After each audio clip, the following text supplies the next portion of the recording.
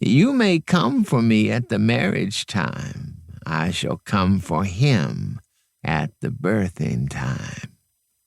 And I will store up the old tales for the telling." She reached out and took her son's face in her hands. "I thought my heart had died when I left you, my Ona. But then I knew it had not, for it kept hurting for you, no matter which path I chose. You remember I gave you my father's totem stick.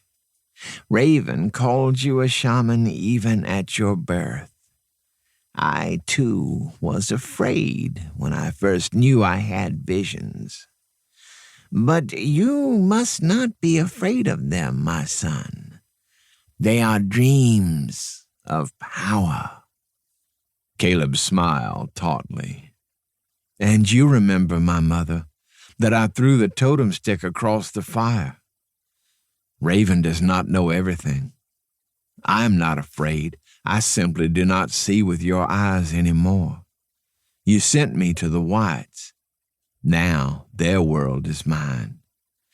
You could make it yours as well." She shook her head.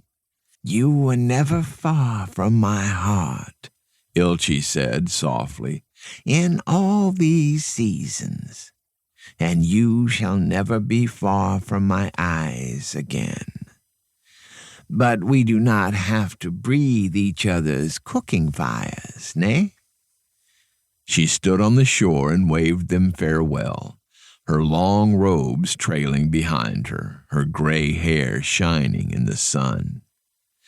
When Caleb did not, could not, lift his arm to wave, Suzanna took his hand in hers and raised them both together, calling out a loud and cheerful goodbye over the rush of the water. They were to travel that water many times, back and forth to Ilchee's lodge, as the land changed around them, and the river drew more dreamers to its shores. Finally, they crossed the green Columbia for good and moved to Portland, where Caleb bought land for a cannery site. Suzanna often thought of her father and smiled inside. "It's holding, Pa," she said silently to herself when she looked at her husband building their lives. Suzanna named her firstborn Isaac after her father, and she imagined she could see a piece of him in the boy's ready laugh and quick hands.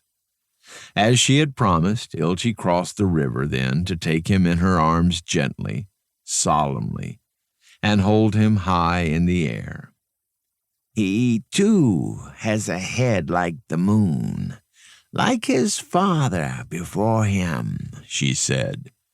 "You shall fill it full of new dreams." Caleb put his arm around Ilchee's shoulders. "And you, with the old, my mother?" Her eyes glimmered with some private promise. Perhaps Raven has said that my seed shall lead the people. If it will not be you, then perhaps this round-headed gull." She took one of the infant's hands in hers. "There is building in these fingers, but a tearing down as well. I cannot see," and she squinted as though to call up her vision more clearly.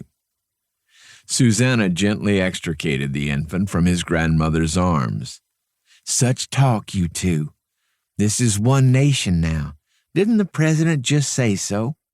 Isaac'll have his own destiny, I reckon, just like every child born, and you can both tell him all the dreams you want. But let's not be putting his feet on any path before he can even walk." She laughed lightly and patted Ilchee's arm, but there was a firmness to her chin that belied her smile.